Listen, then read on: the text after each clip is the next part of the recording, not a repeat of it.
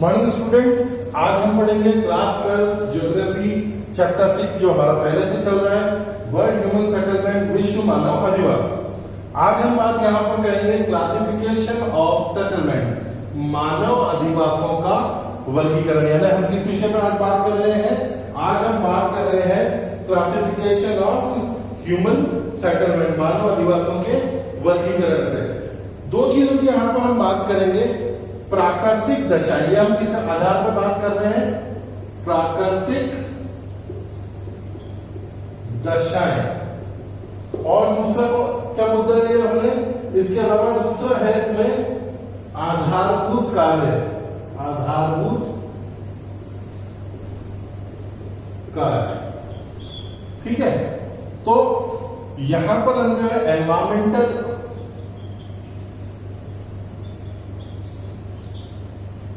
जो पोजीशन है उसकी बात करेंगे कि भाई एनवायरमेंटल जो पोजीशन है उसके बेसिस पर मानव अधिवास या ह्यूमन सेटलमेंट। और आधारभूत कार्य यानी हम बात करेंगे बेसिक जो वर्क है वहां का, उसके बेसिस पर हम लोग मानव अधिवासों का वर्गीकरण या क्लासिफिकेशन ऑफ सेटलमेंट की बात करेंगे। तो प्राकृतिक दशाएं या एनवायरमेंटल पोजीशन और आधारभूत कार्य या बेसिक वर्क के बेसिस पर हम लोग इनको टू पार्ट्स में डिवाइड करते हैं। पहला है रूरल सेटलमेंट या जिसको हम कहते हैं ग्रामीण अधिवास, रूरल सेटलमेंट या ग्रामीण अधिवास। और दूसरा जिसे हम कहते हैं अर्बन सेटलमेंट या नगरीय अधिवास। पहले हम लोग यहाँ पर ग्रामीण अधिवास की बात करेंगे। देखिए, ग्रामीण अधिवास या गांवों को आप बहुत अच्छे से जानते हैं, उनकी कुछ विशेषताओं को वैसे भी आप जानते हैं, लेकिन कुछ की हम यहाँ पर बात करते हैं कि जो ग्रामीण अधिवास है वो प्राकृतिक दशा या आधारभूत कार्य के आधार पर कैसे नगरीय से अलग है, क्यों हम इसको अलग डिफाइन करते हैं।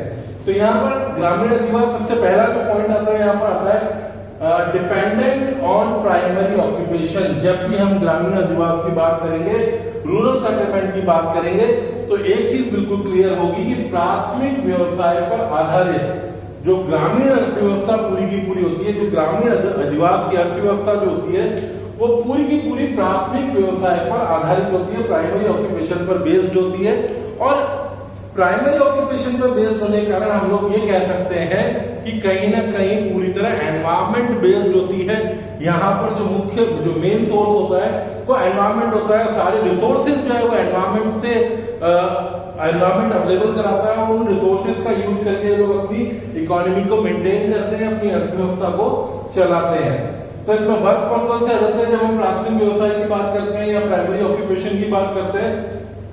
एग्रीकल्चर, कृषि, एनिमल हस्बेंड्री, पशुपालन, वुड कटिंग, लकड़ी काटना जिसको लंबरिंग भी कहते हैं, माइनिंग, खनन, फिशिंग, मछली पालना, फूड गैदरिंग, जो कि हम कहते हैं कि सबसे पहला वर्ग का मानव का तो संग्रहण। ये कार्य करके कहीं ना कहीं मानव अपनी उस क्षेत्र की अर्थव्यवस्था को चला रहा होता है, अपना जीविकोपार्जन कर रहा होता है, अपनी डेली नीड्स को फुलफिल कर रहा होता है, और ये सारे काम करके वो एक जगह पर रह रहा होता है। और ग्रामीण अधिवास में हम देखेंगे, अब यहाँ पर जैसे हम बात करें अनडेवलप्ड और डेवलपिंग, यानी हम अविकसित या कम विकसित, इसको वैसे अविकसित जरूरी नहीं है कि हम कहें, लेकिन अगर नगर से तुलना करें, हम तुलना करें इसकी अर्बन सेटलमेंट से या नगरीय अधिवास से, तो देखिए गांव जनरली नगरों से कम डेवलप्ड होते हैं, डेवलपिंग होते हैं या डेवलप हो रहे होते हैं। दूसरी चीज विकास कम हुआ होता है वहां पर। विकास कम होने का मतलब है कि सभी क्षेत्रों से, हमने इससे पहले जो चैप्टर नंबर 5 पढ़ा था उसमें हमने देखा था कि विकास की परिभाषा क्या होती है।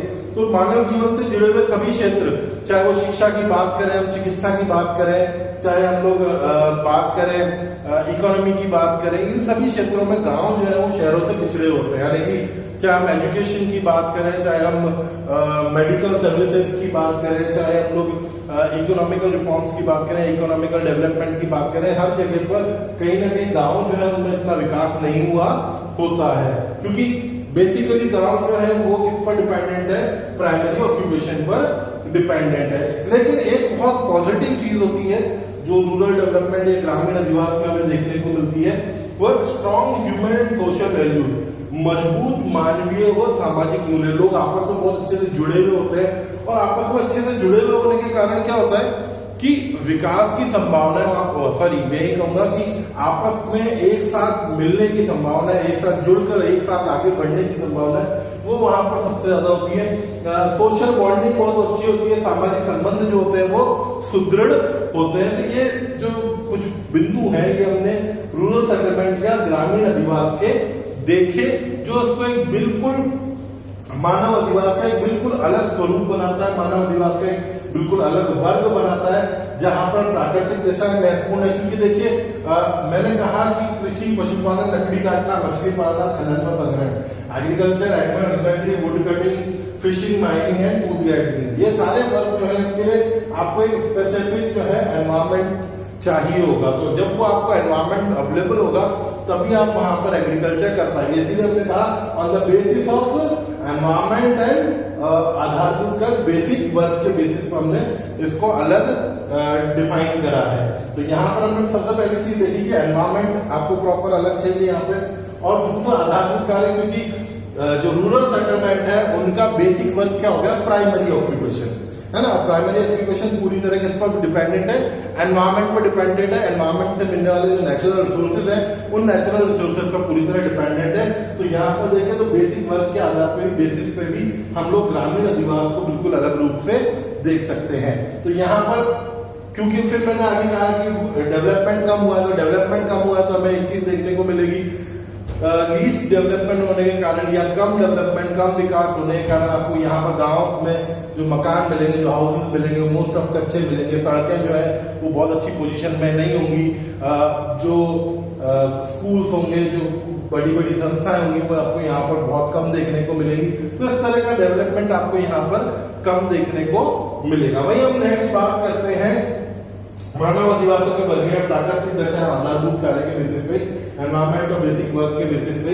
दूसरा आता है अर्बन सेटलमेंट, जिसको हम कहते हैं नगरीय अधिवास। नगरीय अधिवास या अर्बन सेटलमेंट, इसका सबसे पहला जो बिंदु है वो ये है कि 50% above population working in secondary, tertiary, quaternary और पैटर्नरी ऑक्यूपेशन। जो 50% या 50 से 25 से अधिक जो जनसंख्या है वो क्या कर रही होगी, द्वितीय, तृतीय, चतुर्थक या पंचम व्यवसाय में कार्यरत होगी। यानी कि यहाँ पर जो कार्य करने वाले लोग होंगे, यहाँ पर जो कार्य करने वाली जनसंख्या होगी वो प्राथमिक व्यवसाय या प्राइमरी ऑक्यूपेशन में बिल्कुल लीस्ट होगी।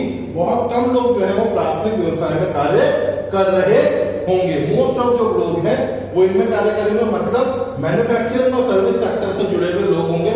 मैन्युफैक्चरिंग एंड सर्विस सेक्टर से जुड़े हुए लोगों का मतलब विनिर्माण एवं सेवा क्षेत्र से लोग, या तो वो किसी वस्तु का निर्माण कर रहे होंगे, उद्योगों में, फैक्ट्रीज में वर्क कर रहे होंगे, या फिर वो अलग अलग तरह की सर्विसेज अवेलेबल करा रहे होंगे। सर्विसेज में आप जानते हैं बहुत सारे आईटी सेक्टर हमारा पूरा बैंकिंग है, इंश्योरेंस है, ठीक है। वहीं विनिर्माण की बात करें तो जितने भी बड़े उद्योग होते हैं, बड़ी फैक्ट्रीज आती हैं, बड़ी बड़ी इंडस्ट्रीज आती हैं, सीमेंट इंडस्ट्री है, केमिकल इंडस्ट्री है, ठीक है।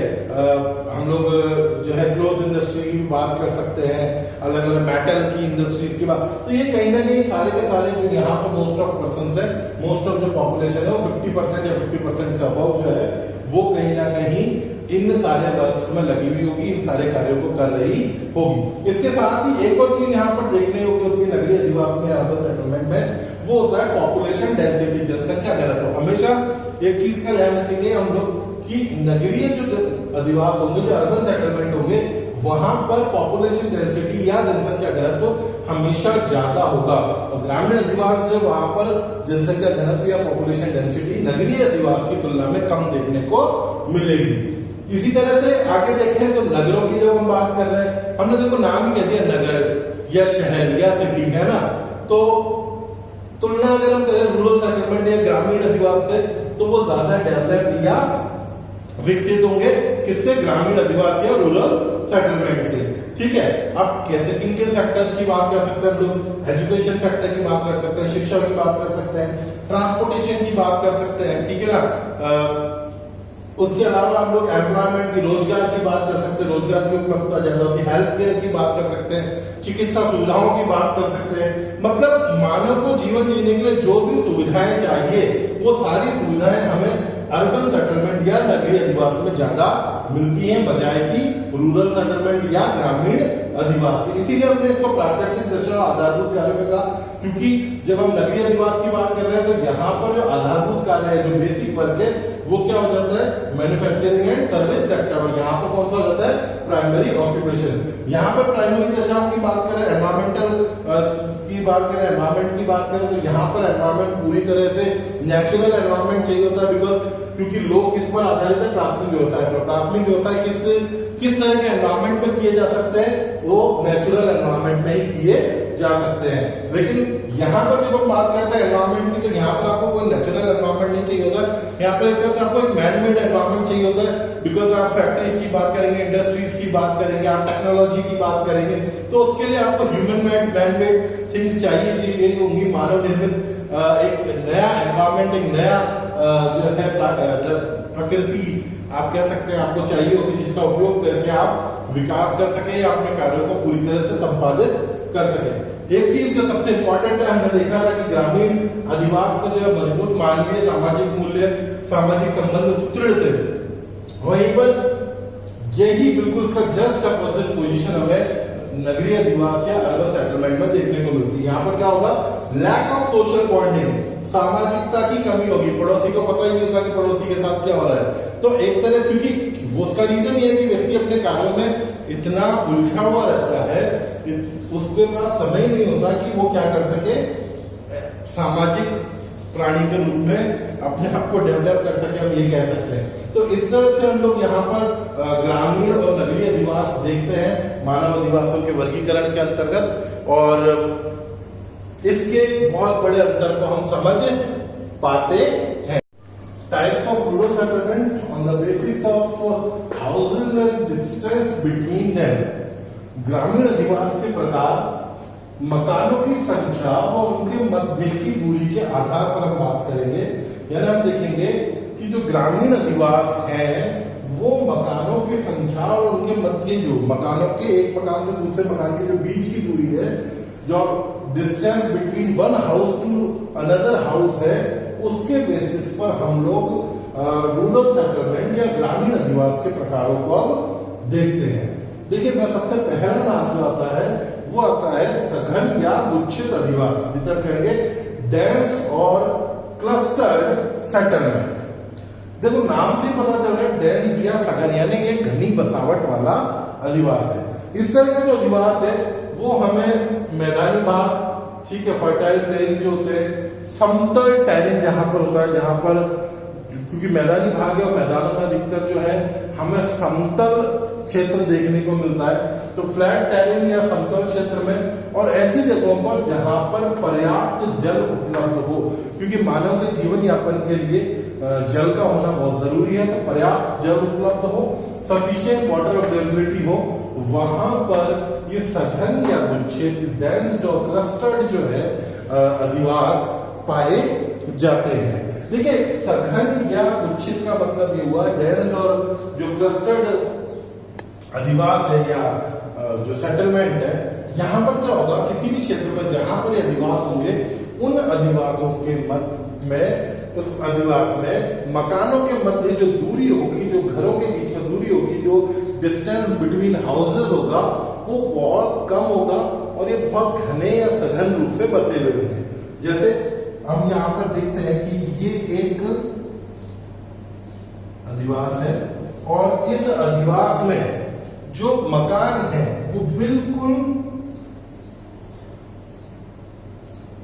पास हम देख रहे हैं, डेंस, घने रूप से, सघन रूप से, सघन बसावट के साथ बसे हुए।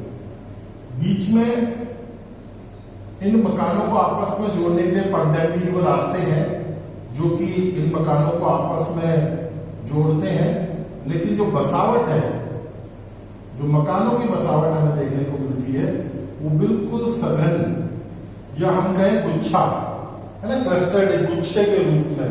जैसे मधुमक्खी का छत्ता होता है, कुछ उस तरह का गुच्छा जो होता है सघन रूप से बसा हुआ, उस तरह से हमें यहाँ पर क्या है कि सघन बसावट देखने को मिलती है। कहाँ पर देखने को मिलती है हम लोगों को ये सघन बसावट या डेंस्ड पॉपुलेटेड जो है डेंसली पॉपुलेटेड या डेंसली हम कह सकते हैं या मकान बने हुए होते हैं, इस तरह से हम देख सकते हैं कि हमें सघन या गुच्छित क्षेत्र में देखने को मिलती है। हमें डेंस और क्लस्टर्ड एरिया में बसावट देखने को मिलती है।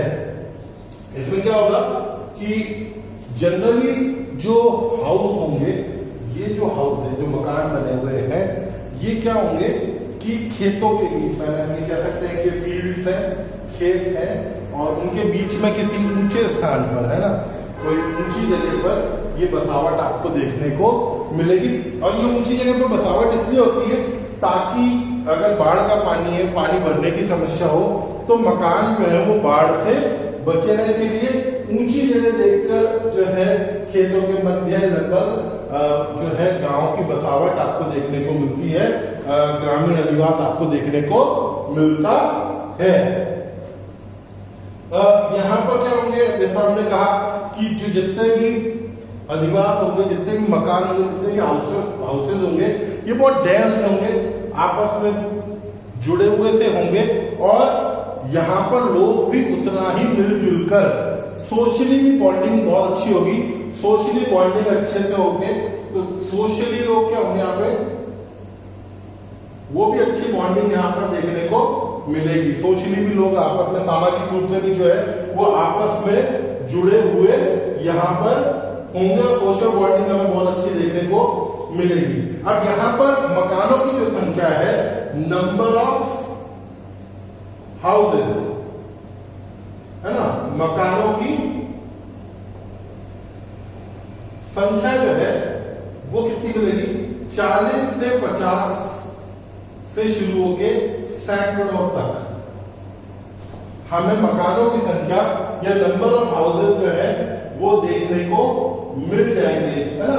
40 to 50 से लेकर 100 तक हमें जो है यहाँ पर नंबर ऑफ हाउसेस इसमें देखने को मिल जाएंगे। और जो जनसंख्या है यहाँ की, जो यहाँ की पॉपुलेशन है, ऐसे जो डेंस्ड विलेजेस हैं, डेंस्ड और क्लस्टर्ड विलेजेस हैं, वहां पर अगर हम बात करें इसकी पॉपुलेशन या जनसंख्या की, तो 1000 तक हमें यहां पर पॉपुलेशन देखने को मिल सकती है डेंस पॉपुलेटेड विलेजेस में।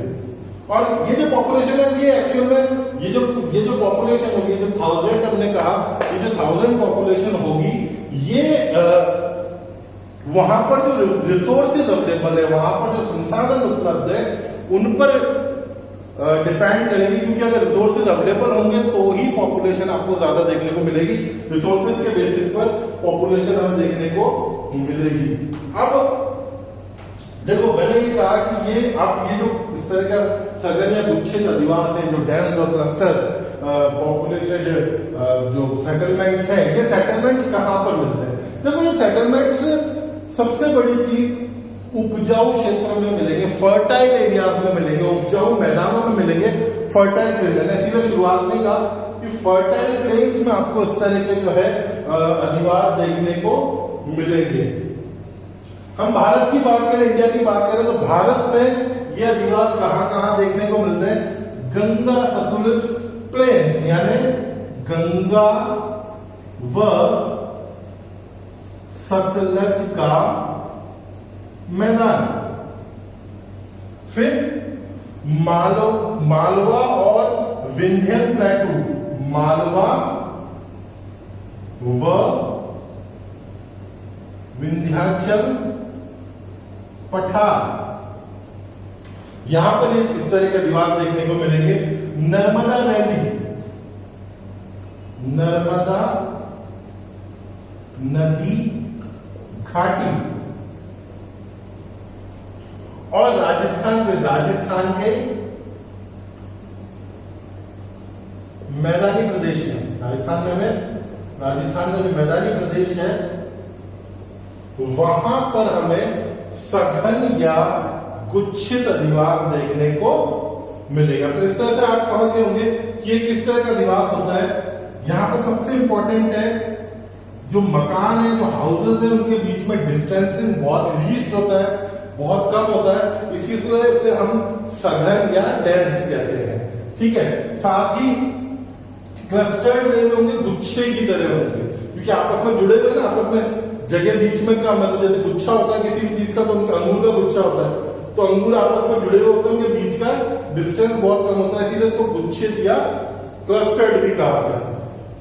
फिर हमने क्या देखा कि इसके चारों ओर क्या होगा, चारों ओर ये खेतों से, एग्रीकल्चर लैंड से, है ना, घिरे हुए होंगे, और बीच में ऊंची जगह पर इसलिए अपलिफ्ट एरिया में इसलिए बनाया जाता है ताकि बाढ़ के पानी से बचा जा सके। तो ऊंची जगह पर ये इस तरह से हमें देखने को मिलेंगे या बसे हुए देखने को मिलेंगे। सोशल बॉन्डिंग बहुत ज्यादा होगी, कोई भी खतरा होता है, एनी टाइप ऑफ हैजार्ड होते हैं, वो इससे मिलकर सामना करते हैं गांव के लोग, क्योंकि सोशल बॉन्डिंग अच्छी है तो मिलजुल कर रहता है, मिलजुल कर ही अलग अलग जो हैजार्ड्स हैं उनसे ये सामना करते हैं। तो ये हमें देखने को मिलता है सघन या गुच्छित। फिर हम आगे चलते हैं, प्रकीर्ण या एकाकी। कहां पर? प्रकीर्ण या एकाकी, स्कैटर्ड जो है या आइसोलेटेड। देखो नाम से यहां पर आपको पता चल रहा है, स्कैटर्ड यानी प्रकीर्ण यानी बिखरा हुआ, है ना, स्कैटर्ड मतलब बिखरा हुआ, और एकाकी और आइसोलेटेड, अलग, बिल्कुल अकेला। इस तरह के आवास या अधिवास हमें दूसरा मिलता है, सब प्रकीर्ण या एकाकी अधिवास, प्रकीर्ण या एकाकी अधिवास, या फिर हम स्कैटर्ड और आइसोलेटेड सेटलमेंट का नाम देते हैं। ठीक है, क्योंकि ये यहाँ पर मकानों की संख्या, उनके मध्य की दूरी की बात करी गई है, तो यहाँ पर मकानों की संख्या भी कम होगी, और मकानों के बीच की जो दूरी होगी, जो डिस्टेंस बिटवीन हाउसेज होगा, वो यहाँ पर हमें प्रकीर्ण या एकाकी अधिवासों में ज्यादा देखने को मिलेगा। तो ऐसे अधिवास छितरे हुए या बिखरे हुए होते हैं। क्या कहा? छितरे या बिखरे, यानी इसको क्या कहेंगे? स्कैटर्ड, है ना। अब ये किस तरह के, इनकी बसावट किस तरह की है कि आवास एक दूसरे से दूर दूर होते हैं। अब जैसे मैं बात करूं कि ये कोई विलेज है और इस विलेज में जो अधिवास होंगे, क्योंकि स्कैटर्ड या बिखरे हुए हैं, छितरे हुए हैं, तो इस तरह से दूर दूर हमें बिखरे हुए या छितरे हुए दिखेंगे। यहां पर देखिए डेंस पॉपुलेटेड थे, यहां पर हम क्या कर रहे हैं? बिखरे हुए या छितरे हुए मकान यहां पर देख रहे हैं। देखिए जब ये बिखरे या छितरे हैं, स्कैटर्ड है, तो यहां पर जो सोशल बॉन्डिंग हमें यहां देखने को मिली थी, वो सोशल बॉन्डिंग यहां पर देखने को नहीं मिलेगी। लोग भी क्या आइसोलेटेड और एकाकी जीवन जीते हैं, है ना, दूर दूर अलग अलग, एक दूसरे से बहुत ज्यादा लेना देना नहीं होता, बहुत ज्यादा सोशल बॉन्डिंग नहीं होती, तो एकाकी रूप से या आइसोलेटेड वे में लोग जो है अपना जीवन यापन करते हैं, जो है इंडिपेंडेंट वे में जीवन यापन करते हैं, स्वतंत्र रूप से अपना जीवन यापन करते हैं। सहयोग की भावना कम होती है एक दूसरे में, मैंने कहा क्योंकि सोशल बॉन्डिंग ही कम है, एकाकी जीवन जी रहे, इंडिपेंडेंट जी रहे, आइसोलेटेड लाइफ जी रहे, तो जो आपस में कॉपरेशन होगा, जो कॉपरेशन की भावना होगी, वो कॉपरेशन आपको यहाँ पर कम देखने को बहुत मिलता है। फिर हम आगे देखें तो जनरली क्या होता है कि यहाँ पर आपको अलग अलग जातियों के घर होते हैं ना, तो वो जो एक ऊंच नीच की भावना होती है अलग अलग जातियों के मध्य में, वो भी यहाँ पर आपको जो है देखने को मिलती है। जो सोशल डिस्क्रिमिनेशन होता है ना, वो सोशल डिस्क्रिमिनेशन आपको यहाँ पर प्रकीर्ण या जो एकाकी अधिवास है उनमें बहुत ज्यादा देखने को मिलता है। अब इसके डिस्ट्रीब्यूशन की बात करते हैं, है ना। इसका डिस्ट्रीब्यूशन वर्ल्ड वाइड बहुत सारा देखने को हमें मिलता है। देखिए दुनिया में जो विशेष रूप से जो घास के मैदान है ना, वर्ल्ड में जो घास के मैदान है, वहां पर हमें ये बहुत ज्यादा देखने को मिलते हैं। तो कहां कहां देखने को मिलते हैं? हम ये देखते हैं प्रेरीज इन नॉर्थ अमेरिका, कहां पर? उत्तरी अमेरिका के प्रेरी क्षेत्र में, जो कि क्या है? घास का मैदान है। और ये कहां पर? उत्तरी अमेरिका में। उत्तरी अमेरिका में दो देशों की आपने बात करी, किसकी? तो यूनाइटेड स्टेट्स ऑफ अमेरिका की, यूएस की, और एक हमने बात करी कनाडा की। यहां पर ये देखने को मिलते हैं। फिर स्टेपीज इन एशिया, एशिया में कहां पर? स्टेपी घास के मैदानों में, एशिया में स्टेपी घास के मैदानों में।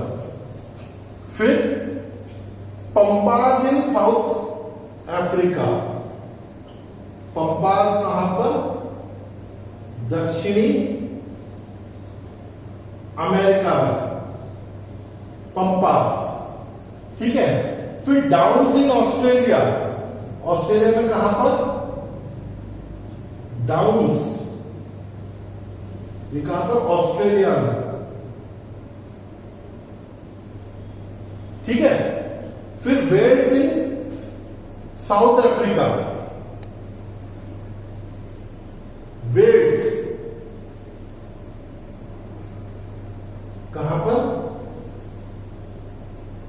दक्षिणी अफ्रीका में, ठीक है। फिर हम बात करते हैं भारत की। तो भारत में जो फुट हिल्स ऑफ हिमालयाज है, हिमालय का जो पर्वत पदीय क्षेत्र है, फुट हिल्स ऑफ हिमालयाज, याद रखिएगा, foot hills of Himalayas, Bharat का पर्वत पदीय क्षेत्र, वहां पर जो है कौन सा क्षेत्र है? भाबर, भाबर क्षेत्र, ठीक है। उसके अलावा नदियों, गंगा का या नदियों का हम कह सकते हैं खादर क्षेत्र, वहां पर इस तरह के जो है छितरे या बिखरे आवास देखने को मिलते हैं। फिर उसका राजस्थान की बात करें तो राजस्थान में उदयपुर, राजसमंद, बांसवाड़ा और जो मरुस्थलीय प्रदेश है, जो डेजर्टेड रीजन है, वहां पर ये आवास देखने को मिलते हैं। देखिए मैं वापस से रिपीट कर रहा हूं कि ये आवास स्कैटर्ड और आइसोलेटेड जो आवास है, जो स्कैटर्ड और आइसोलेटेड सेटलमेंट्स है, वो हमें कहां देखने को मिलता है? शुरुआत से वापस बोल रहा हूं, उत्तरी अमेरिका के प्रेरीज है ना, prairies in North America, US and Canada, America और कनाडा। फिर एशिया में स्टेपी प्रदेश, स्टेपीज इन एशिया, स्टेपीज, ठीक है। फिर दक्षिण अमेरिका में पंपास, ठीक है, तो पंपास इन साउथ अमेरिका, और यहां पर भी कौन सा देश आएगा? अर्जेंटीना, अर्जेंटीना जो मिड साउथ अमेरिका में आता है, मध्य भाग में आता है। फिर उसके बाद में हम वापस देखते हैं डाउन्स ऑस्ट्रेलिया में, वेल्स दक्षिणी अफ्रीका में, ठीक है। ये हमें जो है देखने को मिलता है। भारत की बात करते हैं तो जो फुट हिल्स ऑफ हिमालय है, हिमालय के पर्वत क्षेत्र में भाबर क्षेत्र, ठीक है। फिर खादर, जो कि कहां पर? रिवर्स का जो खादर एरिया है वो, ठीक है। और राजस्थान में उदयपुर, राजसमंद, ठीक है, बांसवाड़ा, और जो डेजर्टेड एरिया है, जो मरुस्थलीय क्षेत्र है, वहां पर हमें प्रकीर्ण या एकाकी या जिसे हम स्कैटर्ड और आइसोलेटेड जो अधिवास है, जो सेटलमेंट है, वो देखने को मिलते हैं। अब हम आगे बात करते हैं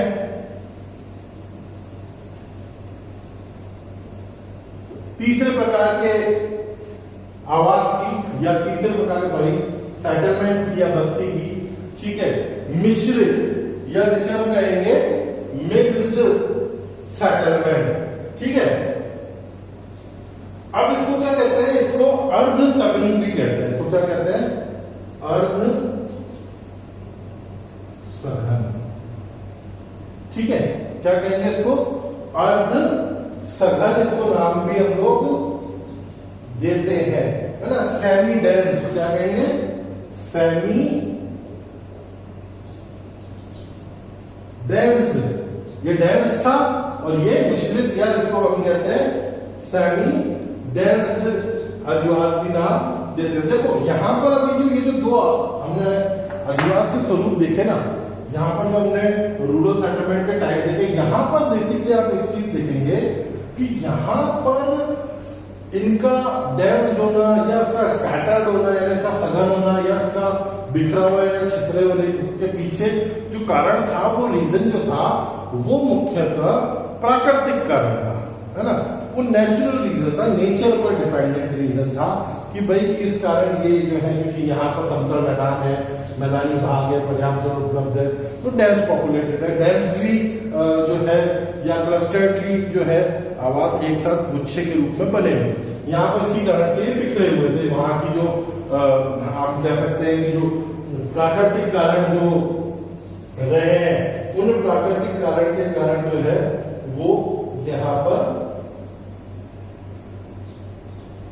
रहा, ठीक है। लेकिन मिश्रित जो अधिवास है या सेमी डेंस या अर्ध सघन जो अधिवास है या मिक्स्ड जो सेटलमेंट्स है, इनका जो रीजन है वो रीजन एक्चुअल में नेचर के अकॉर्डिंग ना होके एक सोशल रीजन है। और वो सोशल रीजन क्या है कि लोग जो है वो पहले एक गांव में रहते हैं, एक अधिवास में रहते हैं, ग्रामीण अधिवास में रहते हैं, और जनसंख्या बढ़ने के कारण जो है वो क्या करते हैं, जनसंख्या बढ़ती जाती है, गांव जो है उसमें पॉपुलेशन डेंस होती जाती है, पोजीशन ऐसी आ जाती है कि जगह बिल्कुल कम पड़ने लगती है। तो लोग क्या करते हैं कि उस मुख्य गांव से अलग होकर बाहर, हम कह सकते हैं गांव के बाहर खेतों के मध्य या अन्य जगहों पर जो है अपने मकान बनाने लगते हैं। तो वो छोटे छोटे से जो है एक मुख्य गांव होता है और उसके चारों छोटे छोटे से चारों ओर चले या एक और चले किसी को जो है अलग अलग अधिवास या अलग अलग जो सेटलमेंट्स हैं वो डेवलप होने लगता है। इसको हम इस तरह से देख सकते हैं कि एक ये विलेज है और यहां पर लगभग हमें सघन या कहें कि डेंस्ड पॉपुलेशन देखने को मिलती है। मिश्रित इसीलिए कहा कि किसका मिश्रित है, सघन या गुच्छित और प्रकीर्णीय एकाकी, डेंस्ड और क्लस्टर्ड और स्कैटर्ड और आइसोलेटेड दोनों का मिक्स्ड है। तो मान लीजिए ये एक विलेज जो डेंस्ड पॉपुलेटेड है और फिर क्योंकि यहां से पॉपुलेशन इंक्रीज हो गई तो यहां से जो है इस तरह से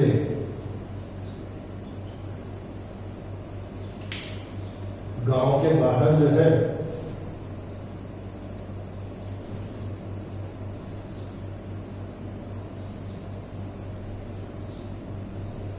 इस तरह से स्कैटर्ड या बिखरे हुए या छितरे हुए अधिवास भी दो कलर से बनाए, ब्लू और रेड दोनों से डेवलप हो गए। तो ये तो हो गया आपका डेंस्ड और ये हो गया स्कैटर्ड।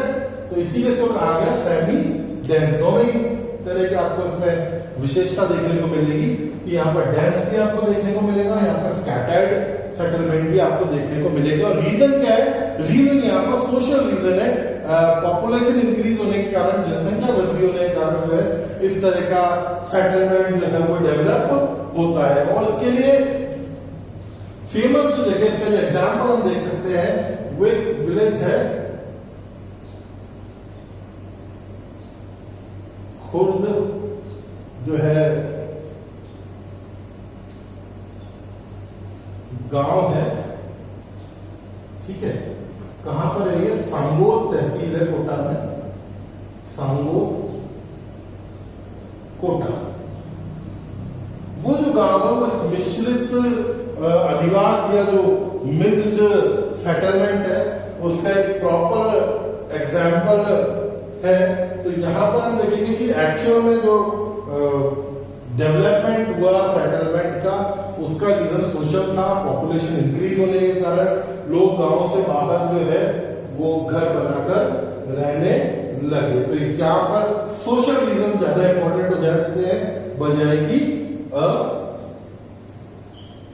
एनवायरमेंटल रीजन की। और यहाँ पर जब डेंस और क्लस्टर्ड और स्कैटर्ड और आइसोलेटेड की बात करेंगे तो यहाँ पर एनवायरमेंटल रीजन ज्यादा इंपॉर्टेंट होते हैं। एनवायरमेंटल स्पेसिफिकेशंस जो होते हैं उनके कारण, यानी जो प्राकृतिक दशाएं होती हैं उनके कारण कहीं ना कहीं यह अधिवास बनने में सहायता मिलती है। अब हम लास्ट देखते हैं पल्ली या पुराना अधिवास। पल्ली और ओल्ड सेटलमेंट जिसको हम कहेंगे। देखिए ये अधिवास क्या होता है, इसकी विशेषता क्या है कि इसमें क्या होगा, अधिवास एक दूसरे से अलग होंगे लेकिन एक ही बस्ती में बसे हुए होंगे। कुछ हम जो गांव में अलग अलग जातियों के आधार पर ढाणियां देखते हैं ना, या यूपी में कहूं कि पुरवा देखते हैं, अलग अलग कहें कि जातियों के आधार पर कास्ट बेस्ड जो है सेटलमेंट हम इसको भी कह सकते हैं। स्पेशली राजस्थान में ढाणियों के नाम से हम उसको जानते हैं, यूपी में पुरवा कहा जाता था, जैसे राजस्थान में कहा जाता है, एग्जाम्पल के तौर पर हम दे सकते हैं मालियों की ढाणी, मीणों की ढाणी। यूपी में कहा जाता है अहीरों का पुरवा। तो इस तरह से जो है होता एक ही गांव है, होता एक ही सेटलमेंट है, लेकिन उस एक सिंगल सेटलमेंट में जो है अलग अलग सेटलमेंट आपको देखने को, अलग अलग ढाणियां आपको देखने को मिलती हैं इसमें पल्ली या पुराना अधिवास में। तो क्या होता है कि बस्ती के अलग अलग भागों में, सेटलमेंट के अलग अलग एरियाज में अलग अलग अधिवास जो है, अलग अलग परिवार के अधिवास जो है, अलग अलग जातियों के अधिवास जो है वो डेवलप हो जाते हैं। तो इसमें हम इस तरह से देख सकते हैं कि एक बड़ा एरिया है और उसमें जो है एक ढाणी या पल्ली या पुरवा जो है वो ये स्पेसिफिक जाति का यहाँ डेवलप हो गया, फिर एक जो है स्पेसिफिक जाति का सोशल कम्युनिटी का यहाँ पर डेवलप हो गया, एक यहाँ पर डेवलप हो गया। तो है तो ये पूरा एक ही गांव, लगभग है तो ये एक ही, लेकिन यहाँ पर एक ही गांव में अलग अलग जातियां के आधार पर, अलग अलग कास्ट के बेसिस पर जो है ढाणियां, पल्ली या पुरवा जो है वो डेवलप हो गए। इसलिए इनका नाम तो एक ही रहेगा, गांव का नाम तो एक ही होगा, लेकिन गांव के अंदर ढाणियां जो है, पुरवा जो है, पल्ली जो है वो आपको अलग अलग नाम से देखने को मिलेगी। जनरली पर्वतीय प्रदेशों के जो निचला क्षेत्र है वहां पर, और जहां पर खनन होता है, जो माइनिंग एरियाज है, फुटहिल्स ऑफ जो है माउंटेनियस रीजन, और उसके अलावा जो खनन वाला क्षेत्र है जहां पर माइनिंग एरियाज है, वहां पर इस तरह के हमें देखने को पल्ली या पुराना अधिवास जो है वो देखने को मिलता है। तो दोस्तों ये हुआ आज का हमारा topic, type of rural settlement, जिसको हमने देखा और समझने की कोशिश करी हम इन डायग्राम्स के थ्रू। ये डायग्राम नंबर 1 जिसे हम डेंस या क्लस्टर्ड यानी सघन या गुच्छित का कह सकते हैं, डायग्राम नंबर 2 जिसे हम प्रकीर्ण या एकाकी स्कैटर्ड और आइसोलेटेड कह सकते हैं, डायग्राम नंबर 3 जिसे हम मिश्रित या अर्धसघन या मिक्स्ड या सेमी डेंस का कह सकते हैं, पल्ली 3rd नंबर डायग्राम, पल्ली और ओल्ड या पल्ली या पुराना जो है अधिवास, उसके बारे में कह सकते हैं। तो ये इस तरह से हमारे 4 जो है ग्रामीण अधिवास के प्रकार, जो किसके आधार पर है, on the basis of number of houses and distance between them, मकानों की संख्या व उनके मध्य की दूरी के आधार पर हम लोग इसको समझ सकते हैं। तो थैंक यू फ्रेंड्स, बाकी नेक्स्ट टॉपिक के साथ अगले वीडियो में मिलेंगे। Thank you.